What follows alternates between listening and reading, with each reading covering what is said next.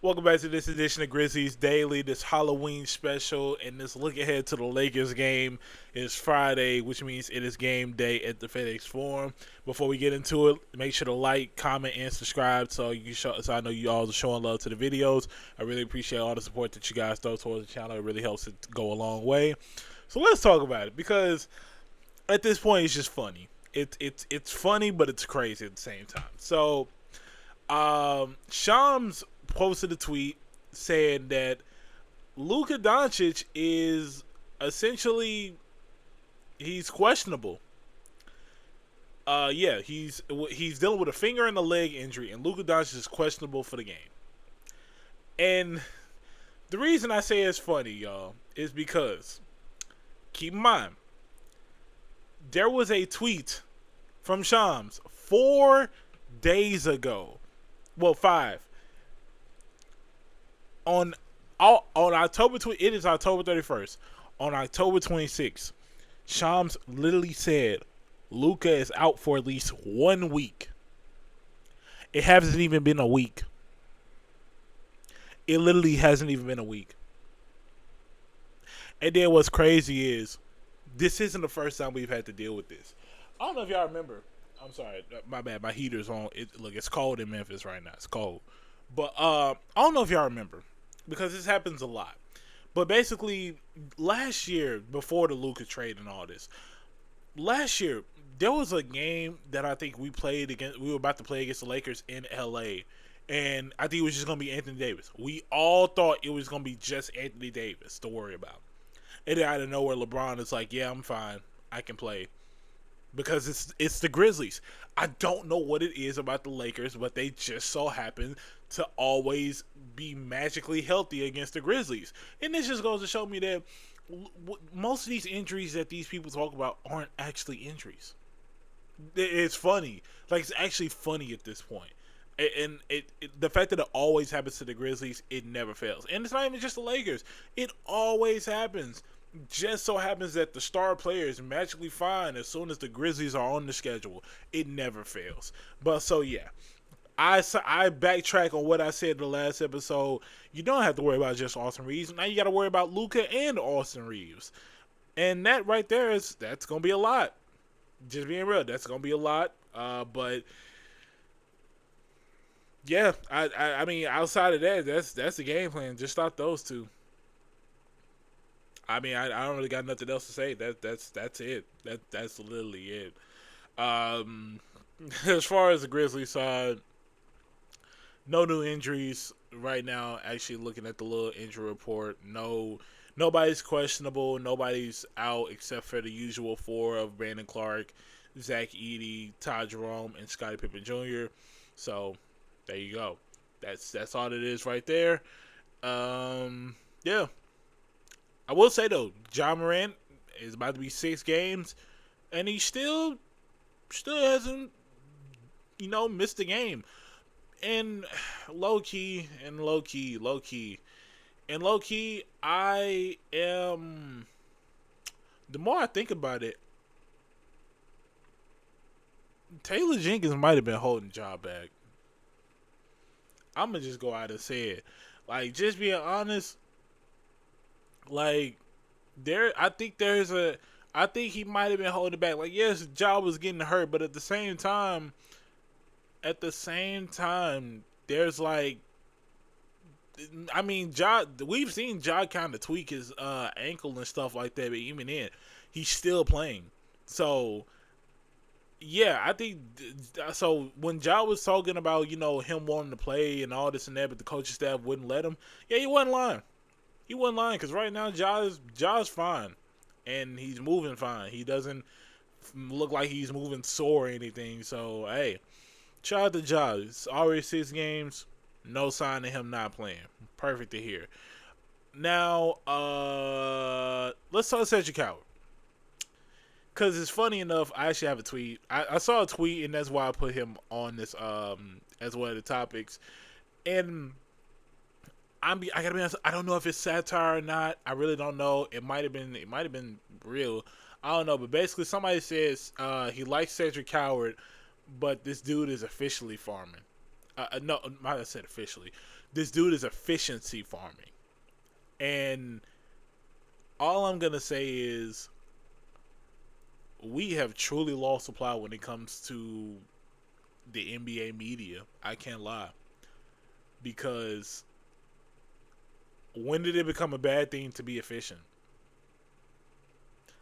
And then not to mention this is a guy. Keep in mind, this is a guy that's this account. It's he's apparently followed Cedric Howard like before the draft. So I don't understand why, you know, I don't understand why all of a sudden it's a bad thing for him to be efficient and you've been following him since college. Everybody knew going into the draft that Cedric Howard was one of the most efficient players in the class. So it's honestly stupid, but that's not even besides the point. That's just a tweet I saw. But no, I just want to talk about Cedric Howard because he's really, really, he might be progressing more than any Grizzlies rookie we've seen in a minute. I gotta be honest. Like after the John Morant draft class, I don't think we've ever seen a lottery pick for the Grizzlies just outright, hoop like this. I mean, Zaire didn't. Jay Laravia wasn't a lottery pick. Yeah, I mean, Zaire wasn't like that, and many of them wasn't like that. So to see Cedric Howard really make this jump already in his young career, it's great. I mean, we're talking about a guy who already is shooting 65% from the field to 64% from three. Like, and then he's a great defender. Like I said, these are things that we noted on going into, when the Grizzlies drafted him. But at the same time, I don't think anybody could have predicted he made this much of an impact. And I got to be honest, when this team gets to a good point, after a certain amount of games, I mean, let's just be honest, after 15, 20 games, maybe even less than that, I say give Cedric Howard the starting spot. I'd argue putting KCP off the bench if it gets to that point, especially if Kentavious Caldwell-Pope or Jalen Wells is even struggling. Give Cedric Howard that chance to prove himself in the starting lineup. I mean, he's a guy who's proven to be the leader of the bench unit already. Like that goes without saying. Like he's the guy off the bench right there, and it's gonna be great, especially at a time where the main bench pieces are recovering. I mean, Ty Jerome and Scottie Pippen Jr. main bench pieces. When they come back, you put them next to Cedric Howard. That's just gonna set up more shots for him, and that's gonna space the floor out even more. So it's really a lot to look forward to with a healthy Grizzlies team. So I'm really looking forward to it. I think it's just a matter of, touching on the things that hurt the Grizzlies last year. Obviously, turnovers, rebounds, fast breaks, all these things. Perimeter defense. That I still think that's something that the Grizzlies absolutely need to work on, and they're slowly but surely getting better at it. It's not unfortunately right now it's not an every game thing, which is something that, unfortunately it's something that's not at that level yet, but I definitely do think, with some practice, you can definitely get there. I think it's just more so communication on the court. I mean, just being honest, you got to have communication on the court. If you don't communicate, it's gonna get bad. So yeah, I think that's something that definitely needs to be addressed immediately. And that's really all I got as far as like the healthy team. I'm really looking forward to it, and I think this team is going to be much better with Zach Edey more than anything. Definitely got to get Zach Edey back in the mix. But while we here, before we get out of here, I want to talk about Draymond Green real quick. He proceeded to go on his week podcast and call Santi Aldama a clown. It said he loses respect for players who try to sell foul calls. I want y'all to understand, if you saw the foul, Draymond pulled him by his neck. That's why Santi Aldama was on the injury report before the Suns game with a neck injury. And then it's like, and I'm reading some of the comments. It's not like, hey, it's not just, I know some people are talking about, it's like he tried to break his fall. Yeah, that's not where the foul really was at. You can still give a guy whiplash and try to break his fall. That's stupid. And then it's just hypocritical. It's just a hypocritical statement.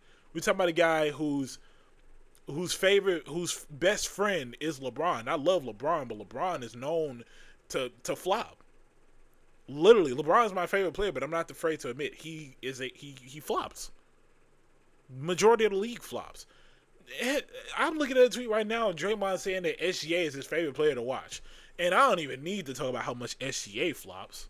So it's just Draymond. This whole victim card is really stupid, and it's honestly ridiculous. It's a never-ending cycle, and this is why I said this is why you need to punk guys when they try to hurt your teammates. That's why I got on Jaren when that happened, because now you got this guy talking crazy on the internet, and of course Warriors fans are going to eat it up because it's Draymond. Majority of the media is going to eat it up. So for you to not press him on the issue, that shows weakness. That tells Draymond, oh, these guys are soft. I can do whatever I want. I would not be surprised if Draymond, next time they played the Grizzlies, I wouldn't be surprised if he did the same thing. That's why, honestly, I don't know if I look, and I rarely am a person to ever say this. When Zach Edey comes back, in fact, I'm gonna look up the next time. Let's see. When is the next time the Grizzlies play the Warriors? Because I'm actually very interested in this. So the next time the Grizzlies play the Warriors, it is February 9th. That is a long time. Okay, but February 9th. I would not be surprised, and that's if they even remember all of this. I would not be surprised if there's a moment where Zach Edey just shoulder checks Draymond on the screen. Because clearly Zach Edey is the enforcer. Jaren just doesn't care anymore. And that's sad. Like, come on, bro. Like, this is a guy that went to your alma mater. He acknowledges that you're on the court, and you're not doing anything. That's stupid. That's dumb. That's weak. And it gives Draymond every right to say what he wants to say, because you didn't do a single thing about it. Even if Jaren talks right now about the issue, guess what? You didn't do anything about it in the moment. That's all it is right there. That's all I got to say on that. I only touched on the topic because it was a trending topic, and it really irritated me when I saw that, and I'm just like, dude, like, what are we doing? So, yeah, it's really dumb. But other than that, I appreciate y'all for tuning in on this edition of Grizzlies Daily. I really appreciate y'all for the support. And I do want to shout out one quick comment, because it actually does mean a lot to me. I read every single comment, and I appreciate all of them. But Grizzlies Edits has been let me say that right. Grizzlies Edits has been a guy that's been very supportive from the jump, and he said it right here that kind of put me in a good mood. He said, sometimes I forget to comment because I'm driving, but everybody should be at least dropping a like to help this man get more notarized. And I really do appreciate that. Obviously, your like is a choice. If you like this video, I really do appreciate when you do like it. But at the end of the day, the fact that you're even watching me, I definitely appreciate it, because you didn't have to click on this video. So I appreciate y'all for giving me y'all time. If you like the video, though, like I said, hit the like button, comment, subscribe, turn on post notifications. I will have a recap on Monday of the Lakers game and the game against the Raptors on Sunday. I really didn't do much of a preview of that, because if I'm being honest, there's no telling what could happen tonight that could change the course of that game. So not really much to say on it. And plus, it's the Raptors. Just stop Scotty Barnes or RJ Barrett. And oh yeah, they got Brandon Ingram now. Yeah, just stop those three and you fine. Let's just be real. But yeah, I appreciate y'all for tuning in. Have a happy and safe Halloween, and I will see you all on Monday. And don't forget, Sunday, turn those clocks back an hour, please. As for that, that's my reminder to y'all. Y'all enjoy the rest of the day. I appreciate y'all for tuning in.